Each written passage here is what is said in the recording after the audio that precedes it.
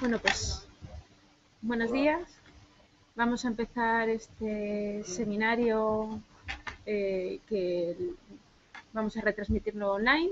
Es el seminario final del curso del proyecto DRIMOS que se ha hecho sobre métodos innovadores para el inventario forestal. Yo me llamo Pilar Balbuena. Si habéis participado en el curso, he estado contestando algunos de los mails. Otro de los mails ha sido Nacho quien nos lo ha contestado y esperamos que os haya gustado el curso. Sentimos las dificultades de la plataforma, ya que no depende de nosotros, sino de otro socio, era el responsable de la misma. Hemos intentado en todo lo posible arreglar todos los problemas que hayáis tenido con él. Yo os voy a hacer una introducción cortita, luego viene la parte interesante que es la de LIDAR, sobre el proyecto y por qué este proyecto y en qué ha consistido y quiénes hemos trabajado en él. Entonces, voy a empezar, a ver, compartimos la pantalla.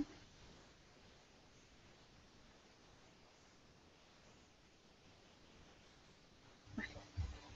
Bueno, pues como os he dicho antes, el proyecto DRIMOS, que el título es Nuevas capacidades para nuevos empleos en el sector forestal europeo, pertenece al programa de la Unión Europea de Leonardo, que es para mejora en la formación en general universitaria y posuniversitaria.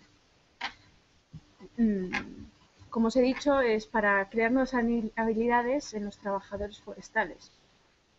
Y con esto el objetivo final del proyecto era el desarrollo de una plataforma europea de e-learning para la formación de científicos forestales en distintos temas para mejora de los trabajadores forestales en temas en concreto que no habían sido tratados durante la formación reglada, por ejemplo en la universidad, o temas que han aparecido nuevos después de los estudios universitarios.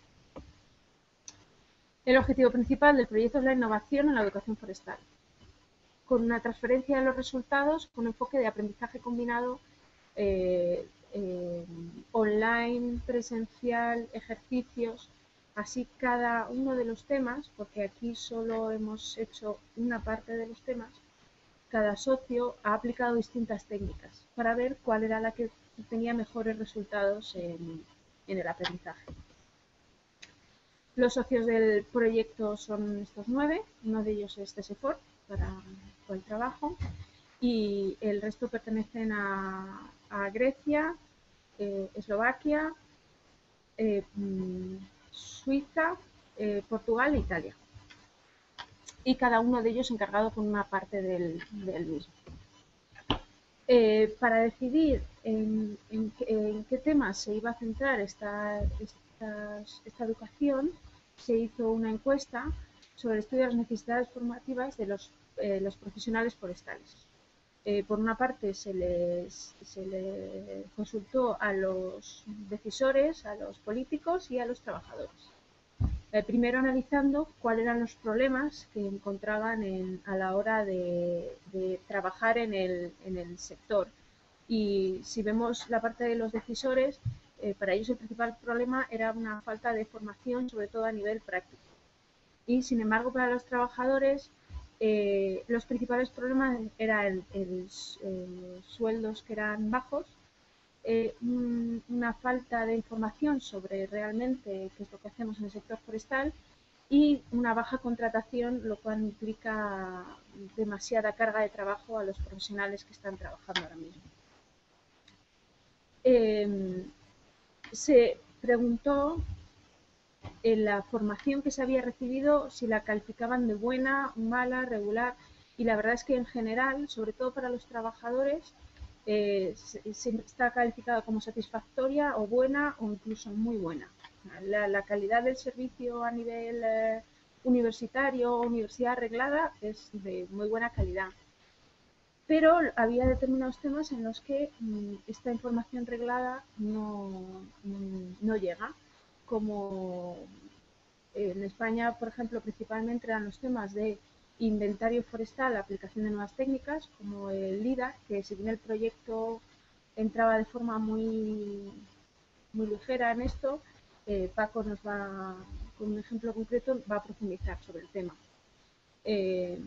Otro tema a destacar es que los forestales no están formados para transmitir conocimientos. O sea, el tema de comunicación de los forestales no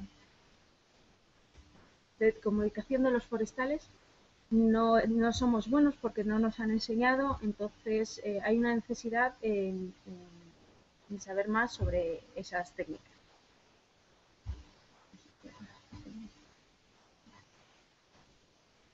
Y, por ejemplo, hay temas que en España no se aplican tanto como extinción de incendios con voluntarios, pero sin embargo en Grecia es un tema básico. Ahora, con los pocos recursos que tienen, la extinción de incendios se realiza mediante voluntariado, prácticamente.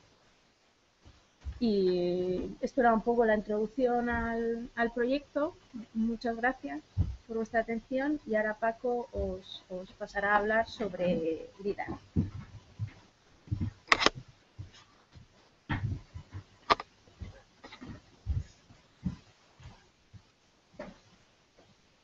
A empezar con la segunda parte de la jornada, que es un inventario, un ejemplo de un inventario LIDAR que hemos hecho. Y os voy a explicar cómo se hace un inventario LIDAR, por qué lo vamos a contar nosotros y veremos un ejemplo práctico.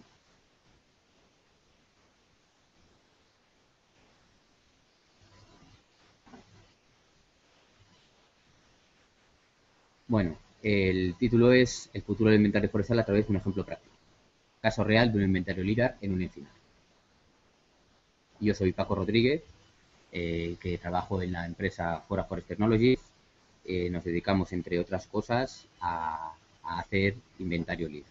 Y por eso vamos a mostrar un ejemplo práctico y real de un inventario que hemos realizado hace poco.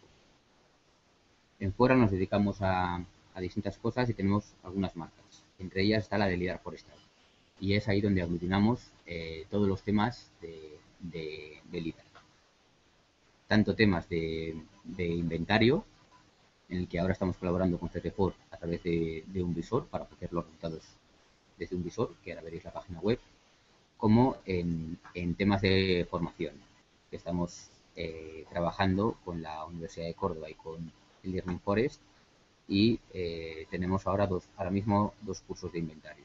El típico de inventario forestal basado en tecnología LIDAR, métodos de masa, que es lo que vamos a ver, el ejemplo del encinar, y luego otro curso más amplio, que es de educación reglada, que es un curso de experto universitario con 5 módulos y que es herramientas de planificación y gestión forestal basadas en tecnología LIDAR.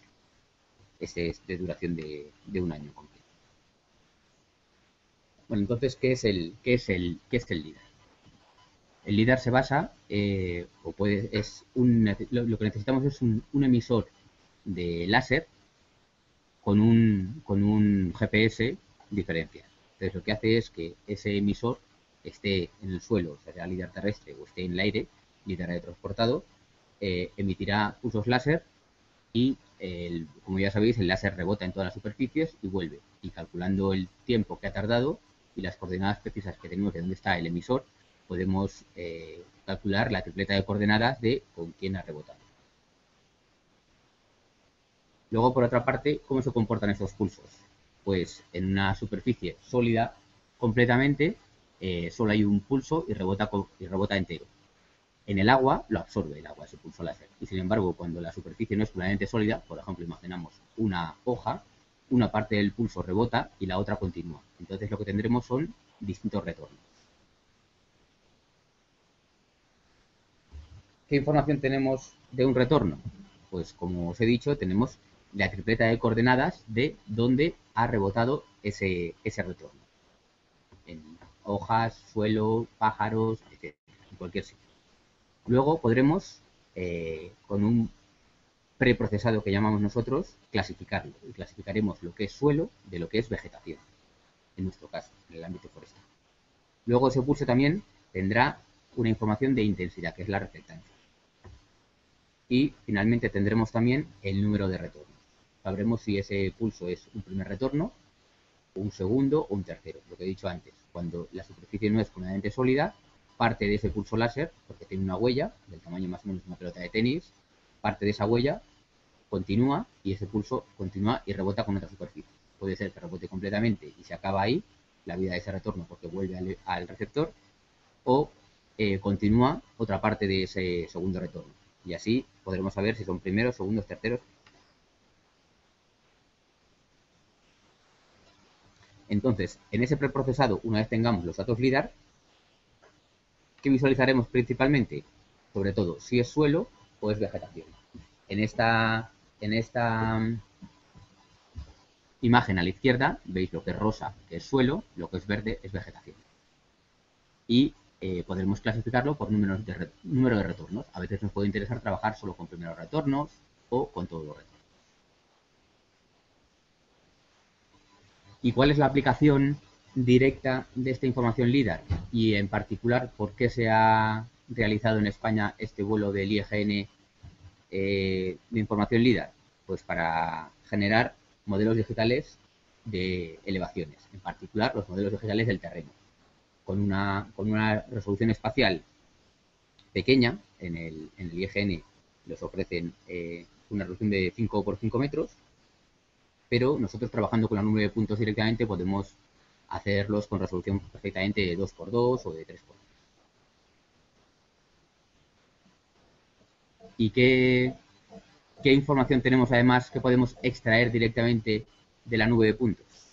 Pues aquí en esta transparencia podríais ver a la izquierda, que a lo mejor no lo veis especialmente bien, sería la nube de puntos directa, que verían los árboles y el suelo en azul, están coloreados en una escala de verde y naranja los árboles por su altura, y luego además podríamos obtener directamente, solo filtrando el suelo y con algoritmos, el modelo digital del terreno directamente, o podríamos tener el modelo digital de superficies, que sería este de la esquina inferior izquierda, que sería como si cubriéramos esa zona de vegetación con una sábana, como la taparía, y veríamos pues, las copas de los árboles que veíamos aquí, y el modelo digital de alturas de vegetación, que no es más que el modelo digital de superficies menos el modelo digital del terreno. Es para que no esté referenciado respecto al nivel del mar, sino respecto al modelo digital del terreno.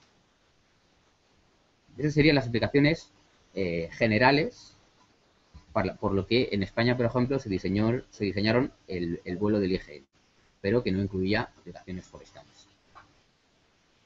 Entonces, respecto a las aplicaciones forestales, las principales que tenemos es el inventario, aunque también tenemos de hidrología, topografía. Entonces, dentro del inventario tenemos dos grandes grupos que podemos hacer con información libre. El inventario con métodos de árbol individual y el inventario con métodos de masa. El inventario con métodos de árbol individual lo que buscamos es localizar los ápices de los árboles, identificarlos, calcular la superficie de su copa y a partir de esa posición estimar cuál es su altura, su diámetro, sus variables dendrométricas. Y sin embargo, el inventario por métodos de masa lo que hacemos es agrupar en una superficie fija, por ejemplo, lo habitual son celdas cuadradas de 400 metros cuadrados, de 20 por 20 metros, en los que procesamos la nube de puntos, la comprimimos, perdemos las coordenadas X e Y de esa nube de puntos y es como si las comprimiéramos en una sola línea que solo tiene altura, solo tiene Z. Y lo que a través de estadísticos, de percentiles, etcétera, relacionamos esos datos con las variables forestales de la celda en cuestión, o de la zona en concreto.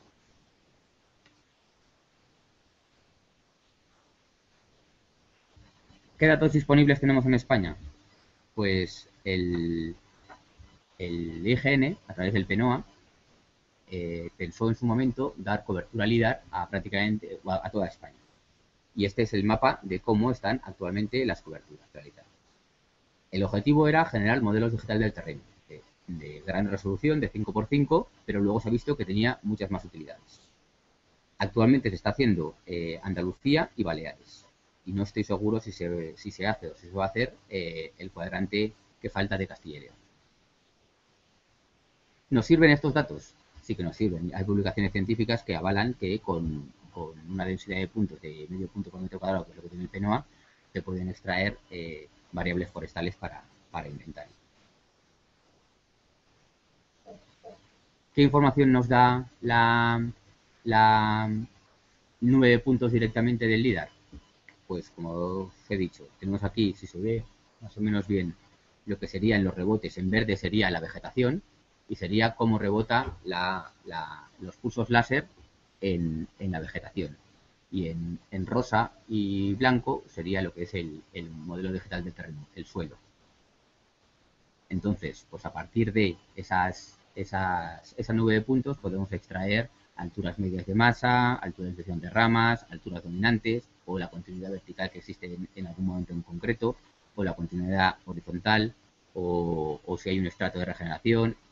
Por ejemplo, abajo se podría ver lo que significa una fracción de cavidad cubierta cero, no tenemos datos, una fracción de cavidad cubierta del 100%, tenemos todos los datos, dan siempre hay un dato de vegetación que tiene otro de suelo por debajo, pero siempre hay un dato de vegetación, no llegan primeros retornos al suelo directamente.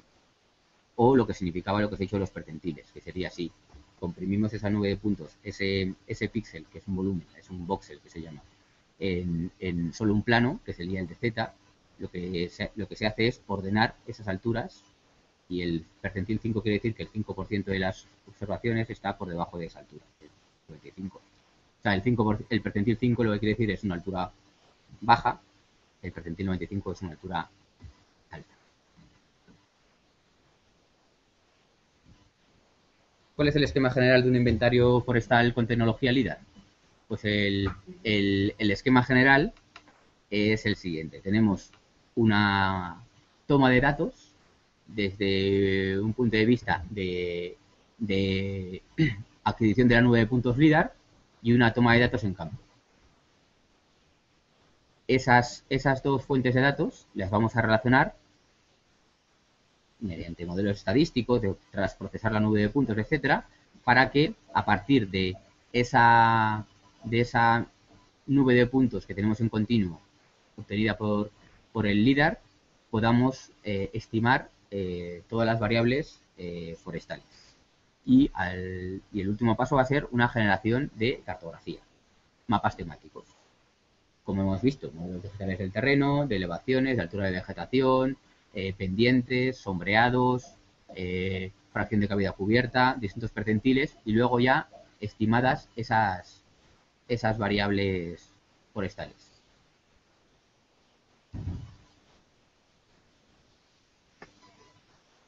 ¿Cómo será la toma de datos? Pues la toma de datos va a ser la misma que en un inventario convencional, solo que en menos puntos. Pero tendremos una masa forestal, tendremos un nube de puntos, tomaremos los datos forestales o los datos dendrométricos o dasométricos de esa parcela y los relacionaremos con esa nube de puntos.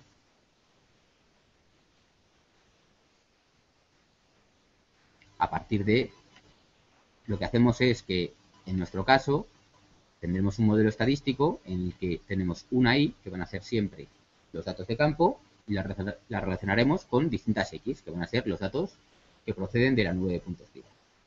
Y eso es lo que aplicaremos luego a toda la superficie.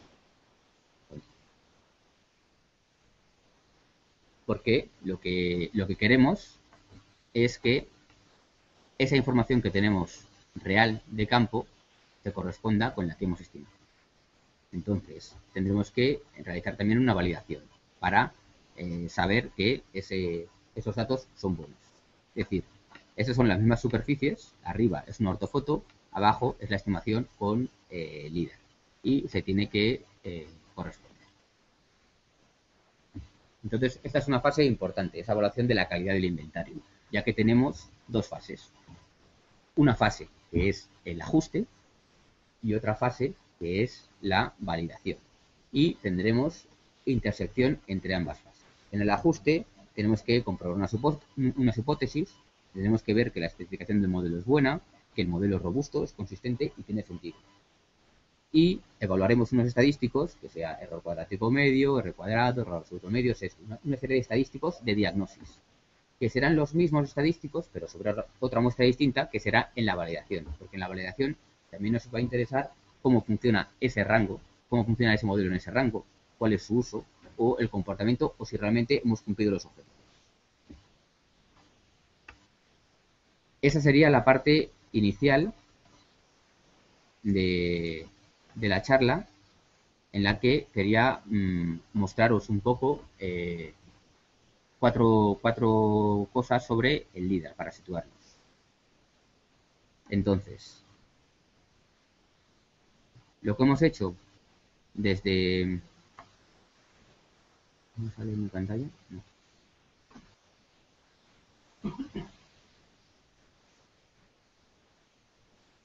A ver si... Ahora salen todas las pantallas. Entonces, lo que os voy a mostrar ahora es, si consigo compartir la pantalla, un visor que hemos realizado en colaboración con CFFOR, o que CFFOR ha realizado en colaboración con nosotros, da igual, una cosa que otra, en el que lo que queremos es mostrar esos inventarios, cómo funcionan. La presentación originalmente la pensábamos basar en el visor, pero no nos hemos atrevido y hemos preferido esperar a mostrarlo cuando ya no esté en versión tan beta, sino cuando sea una cosa más definitiva.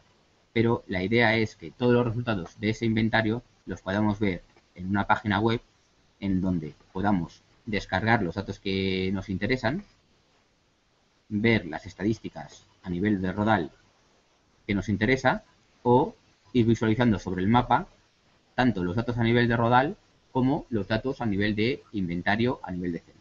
Ahora lo veréis mejor desde el Quantum, pero la idea era que se pudiera consultar siempre toda la información a través de una web, para no tener que siempre utilizar un software de sistema de información geográfica, ya que generalmente estos proyectos son bastante pesados. Pero cuando presentemos la página del LIDAR forestal, ya estará todo acabado y ya lo veremos más en profundidad. Entonces, lo que voy a compartir es un sistema de información geográfica, que es el Quantum. Y vamos a ver el caso concreto de un inventario de un encinar, una pequeña parte de pino piñonero en Segovia. Entonces, ¿cuáles serían los pasos? Y aquí vamos a ver cuáles son los pasos realmente cuando hago un inventario LIDAR.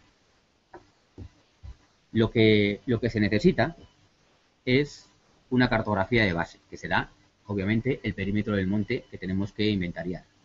Y, a ser posible, una capa de rodales. Si ya no están hechos, o habrá que rodalizar, aprovechándonos también de la información del LIDAR.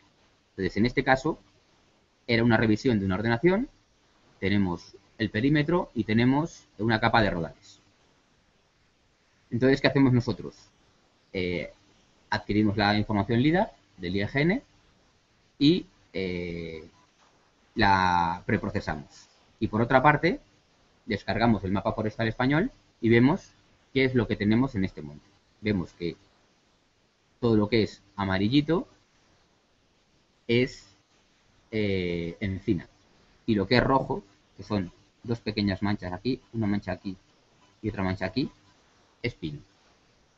La realidad es que el pino realmente luego va por aquí, porque el mapa forestal no puede abarcar tanta detalle, pero también va por aquí. Pero entonces, cuando no tenemos una cartografía de tipos de masa, pues el mapa forestal puede ser una gran ayuda, porque va a ser distinto el inventario que realicemos para la encina que para el pino. Entonces, adquirimos la información LIDAR y preprocesamos esas nubes de puntos para obtener modelos digitales del terreno o modelos digitales de elevaciones del terreno, de altura de vegetación, de superficies, etc. Y con ese preprocesado podemos obtener, por ejemplo, un mapa de orientaciones. Vemos las que son norte, sur, este, oeste. Lo clasificado en 4, lo clasificado en 8, etc. Lo tenemos en continuo, es un rastro. O podemos obtener un mapa directamente de pendientes. Lo he clasificado solo en dos, aprovechable y no aprovechable, pero lo puedo clasificar, es un raster en continuo, lo puedo clasificar en todos los intervalos que yo considere. También obtenemos un raster, por ejemplo, de percentil 95, que podría ser muy similar a la altura máxima que tenemos en cada celda, en cada punto. Estoy hablando que todo esto lo estamos obteniendo sin haber ido ni a pisar el campo. Solo es la cartografía que tenemos disponible más la nube de puntos LIDAR. Y ya sabemos dónde la vegetación es alta, un poco alta, muy pequeña, etc. Por ejemplo, si hiciéramos un zoom en alguna zona concreta,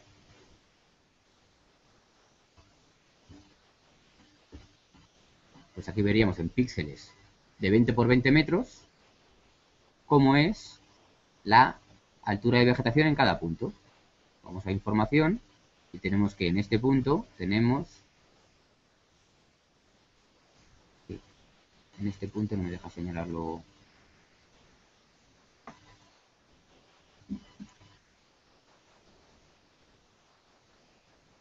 A ver si puedo verlo. Tenemos la banda 1,75. Podemos ir viendo en continuo cómo se distribuye la altura de la vegetación. Aquí esta zona sería menos altura, ¿veis? Los más rojos menos altura, los más azules más altura, más verdes. Hay puntos en los que no tenemos datos LIDAR, porque la nube de puntos a veces no es continua porque hay pocos retornos y no se pueden extraer de ahí conclusiones o estadísticas.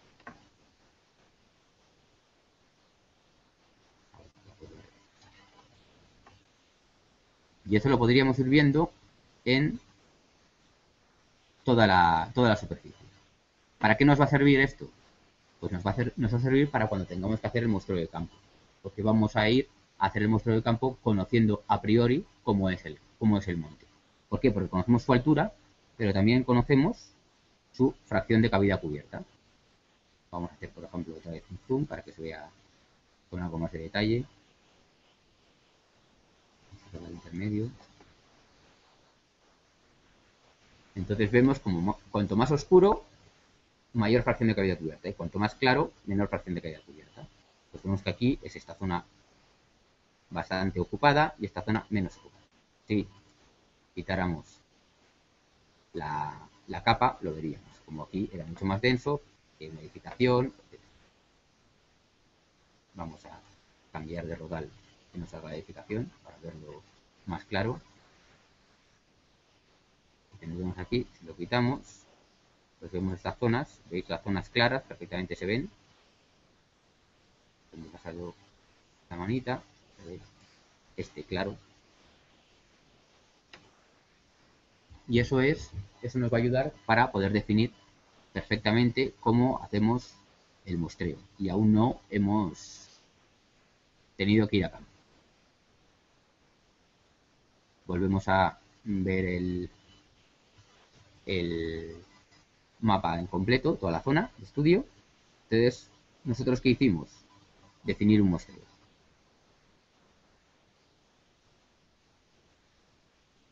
Que consistía en esta serie de parcelas. Entonces, en esas parcelas se va a campo, se miden las variables taxométricas y luego extraemos la nube de puntos de esa misma zona y la relacionamos mediante un modelo estadístico y luego lo aplicaremos a toda la superficie. Entonces vamos a ver el ejemplo. Por ejemplo, cómo se distribuye la altura dominante. Pues en el caso concreto de la altura dominante, tenemos aquí, vamos a ver aquí, y veríamos cómo estas zonas más oscuras son donde tenemos mayor altura. En esta franja de aquí hay más altura, en esta franjita de por aquí y de por aquí. Y lo podemos combinar. Y así tenemos esa altura dominante en continuo en toda la superficie. E igual que la altura dominante podemos tener, por ejemplo, el área basílica. Vamos a otra zona.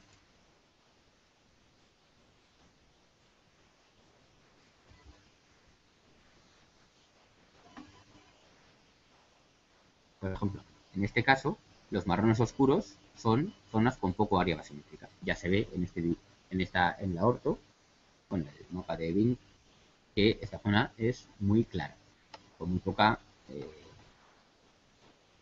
área basimétrica. Por eso es de color más marroncito oscuro. El color marroncito claro sería una área basimétrica como intermedia y el verde, pues, más fuerte. ¿Vale? Este área basimétrica es la mayor en este grupito que se ve. Y corresponde con esto. Como veis, se corresponde, por lo menos por visu, bastante con lo que se ha predicho. Lo mismo ocurriría con el volumen. En morado tenemos las zonas con menos volumen, en verde las zonas con más volumen. ¿Qué podemos ver además? ¿Qué nos permite ver los inventarios con LIDAR? Nos permite observar la variabilidad que tenemos dentro de un rodal. Los rodales son unidades temporales y deberían ser, por definición, homogéneas, que son unidades de actuación. Y muchas veces tendemos a utilizarlas como unidades permanentes en el tiempo. Se hacen rodales y se mantienen ordenación tras ordenación. Y como vemos, por ejemplo, aquí tenemos un rodal que es no muy heterogéneo, pero razonablemente heterogéneo. Por ejemplo, tenemos aquí muy poco volumen, aquí ya más volumen, aquí unas franjas. Eso ya sería otra fase, pero si no hubiéramos tenido rodales de un principio, vamos a hacer, están demasiado poco zoom. Intermedio, ¿sí? Si no hubiéramos tenido una capa de rodales en este monte, pues a partir de la información LIDAR podríamos haber también rodalizado. Información LIDAR y luego información campo. Pero, por ejemplo, aquí podemos ver cómo esta zona es muy homogénea en poco volumen. Y tenemos franjas que tienen más volumen. Y sin embargo, siempre tenemos el rodal está partiendo esa franja. O este rodal que más o menos la parte de arriba tiene más volumen que la parte de abajo. Digamos, se vería este rodal. Y lo mismo podemos hacer también pues en todas las variables que queramos, pues en el volumen sin corteza, clasificando productos, en biomasa, en cualquier variable que hayamos medido. Y luego, otra aportación importante, por ejemplo, también es la fracción de caída cubierta. Porque en algunos montes en donde, por ejemplo, el uso principal es caza, es importante la fracción de caída cubierta. Y aquí, por ejemplo, vemos como esta zona es muy clara, ya se ve en la fotografía, y aquí tenemos que es todo muy clarito y ya nos daba una fracción de caída cubierta muy baja. Y el resto tiene una fracción de caída cubierta negra. Es verdad que en el LIDAR tenemos que decidir lo que consideramos fracción de caída cubierta, hacer un corte en altura, si es lo que está hasta el suelo o hasta 1 metro, hasta 2, hasta 3, hasta 4, si consideramos que el matorral es forma parte de la fracción de caída cubierta o no. Y la fracción de caída cubierta en LIDAR no es más que el porcentaje de primeros retornos que llega a esa altura de corte. Entonces, si hemos elegido 2 metros, los primeros retornos que llegan a 2 metros, el porcentaje de esos primeros retornos es la fracción de caída cubierta a 2 metros. Porque, por ejemplo, podemos pensar que no hay matorral de más de 2 metros, solo contamos la parte arbórea. Pero podemos pensar en regeneración anticipada, etc. O sea, esos parámetros los decidimos nosotros, igual que el tamaño de la celda, etc. O podemos procesar la nube de puntos entre dos alturas en concreto para poder evitar puntos influyentes en altura. Por ejemplo, podemos decir, quiero procesar la nube de puntos entre 2 metros y 35, porque yo sé que no va a haber ningún árbol de más de 35, porque si no puedo encontrarme que sí que hay retornos por encima de 35, porque el láser también rebota en los pájaros, y eso te descuadra todo. Entonces te permite definir todos los parámetros del inventario. Y este es el resultado al final. Entonces, decir que, por ejemplo, para el caso concreto de Castilla y León, sí que nosotros hemos adaptado nuestros inventarios para que puedan ser usados con Planfor, que es la herramienta de uso en planificación en Castilla y León, por lo que generamos distribuciones diamétricas en toda la capa, porque luego al final hay que dar una capa de parcela resultante y generamos la distribución diamétrica en esa capa de parcela. Y nos hemos ido adaptando a las necesidades de los clientes, generalmente a la administración. Y por mi parte, Si hay preguntas, estupendo, pero yo por mi parte yo creo que esto que reflejaría lo que es un inventario con tecnología LIDAR.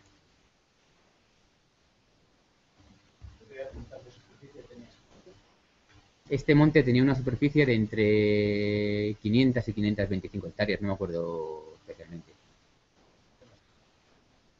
Es que lo de las parcelas, o sea, no es que no te lo quiera decir, te lo voy a decir, las que voy a hacer, las que hicimos. Pero las parcelas es un concepto de inventario de muestreo. Y esa es la típica pregunta. El gran problema del inventario LIDAR es que todo el mundo te dice cuál es el error de muestreo y cuántas parcelas haces. Error de muestreo no hay, porque aquí no hay muestreo. Y las parcelas lo que consiste es en describir bien todo el rango de trabajo. Por eso nosotros tenemos que procesar antes la nube de puntos LIDAR y decir, yo quiero que si hay zonas en las que la fracción de cavidad cubierta es 97%, quiero que haya parcelas con el 97% de fracción de cavidad cubierta. En este caso hicimos 50, porque aún hay que hacer demasiadas parcelas para que la administración, que al final es quien controla los inventarios, se crea que ese inventario funciona. Pero este inventario hubiera funcionado perfectamente con 25. Lo que pasa es que, de alguna forma, no nos quisimos curar en salud para que pudiera ser compatible con un inventario por muestreo. Pero con 25 hubiera funcionado perfectamente. Y con 25 hubiéramos podido hacer este monte y aunque hubiera tenido 3.000, podríamos haber hecho 3.000. Entonces, ¿qué hacemos nosotros ahora? Las parcelas son circulares y el procesado de la celda de LIDAR es cuadrado, porque es más fácil hacer parcelas circulares en campo que cuadradas, obvio, y es más fácil hacer cuadrículas en un GIS cuadradas que circulares. Lo importante es que la superficie sea equivalente. Si las celdas son de 20 por 20, no recordará cuál es el radio. No sé si es 14,1 para 20 por 20, pero bueno, hay que hacer un radio equivalente, porque cuando vamos con un vértex y replanteamos una parcela, nos da igual que sea 14 metros justos que 14 con 18. Porque eso es y sin embargo, hacer las celdas con decimales es mucho más complejo. Es mejor elegir celdas de tamaño con un número entero y que corresponda a una parcela de campo con un número real.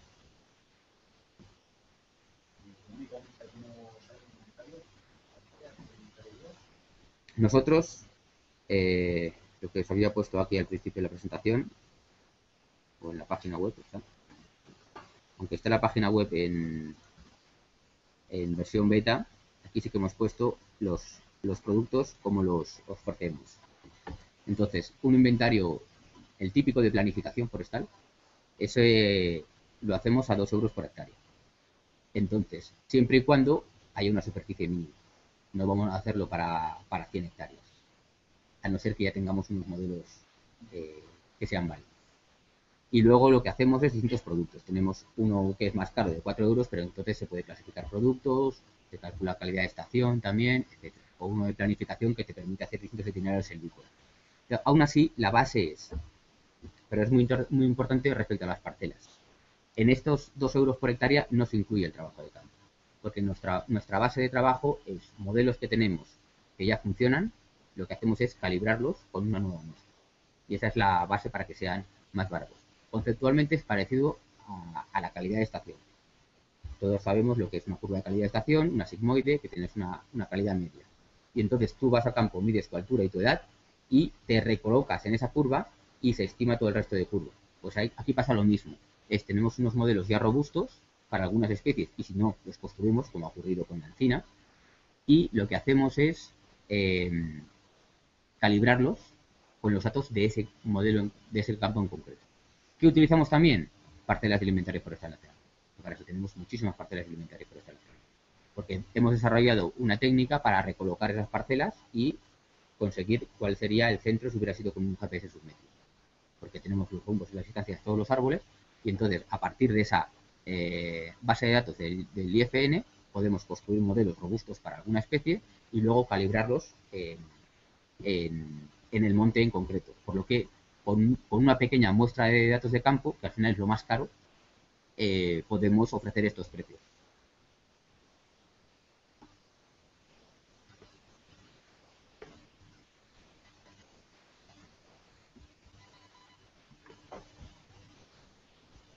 Pues si no tenemos más preguntas, cerrará la sesión, yo creo que Pilar.